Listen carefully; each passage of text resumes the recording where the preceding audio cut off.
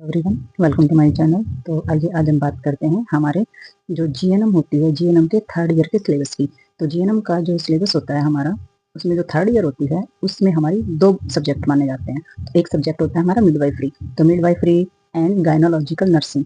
तो उसमें सारा गायनी का काम होता है, बच्चे को लेकर के, मदर को लेकर के, और जो हमारी प्रेगनेंसी, ड्यूरिंग प्रेगनेंसी जो भी हमारे कॉम्प्लिकेशन, जो भी चीज़ें आती हैं वो सारा का सारा मिडवाइफरी में पढ़ते हैं। तो ये जो बुक होती है बहुत ही डीपली होती है, इसमें थोड़ा सा अच्छे से टॉपिक किए जाते हैं, क्योंकि अगर आप इसको अच्छे से सीखोगे तो आपका जो वर्क प्लेस है, जो गायनी में आप काम करते हैं, तो उसको भी आप बेटर कर पाओगे। और लाइफ में समझने के लिए बहुत ज़्यादा जरूरी होती है हमारा मिडवाइफरी सब्जेक्ट। तो आइए अब हम बात करते हैं हमारे दूसरे सब्जेक्ट।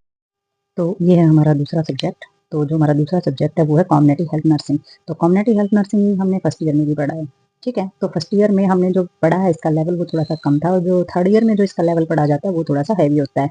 तो कम्युनिटी हेल्थ नर्सिंग के अंदर आता है कि कम्युनिटी में काम करने वाली जो नर्स होती है वो किस तरीके से अपने वर्क प्लेस पर काम करती है, कैसे कैसे कम्युनिकेट करती है लोगों से, और कैसे कैसे हेल्थ सर्विसेज को आगे बढ़ाती है।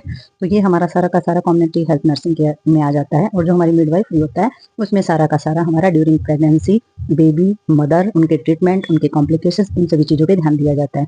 तो ये दो एग्जाम जो हैं ये हमारे थर्ड ईयर के अंदर होते हैं, जिसमें एक होता है मिडवाइफरी का और दूसरा होता है हमारा कम्युनिटी का। और रही बात बुक्स लेने की, तो आप अदर राइटर की बुक्स भी ले सकते हैं, और आप अदर राइटर की बुक ले रहे हैं या किसी और नाम से, ऑब्स्ट्रिक्स नाम से, जैसे कोई बुक्स हैं या एडिशन जो भी हैं, तो एडिशन में थोड़ा थोड़ा लेवल कम ज़्यादा हो सकता है, बट डोंट माइंड, उनमें जो मैटर होते हैं वो अंदर सेम ही होते हैं। अलग अलग नाम से भी अगर बुक्स हैं तो उनके अंदर मैटर सेम ही होते हैं, बस थोड़ा सा लैंग्वेज का फर्क होता है।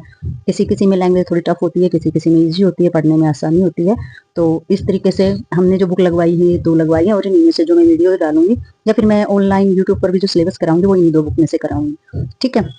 तो आई होप आपको ये पता चला हो कि भाई हमारा जो सिलेबस है थर्ड ईयर का वो क्या है, कैसे है, उनमें हम क्या पढ़ेंगे।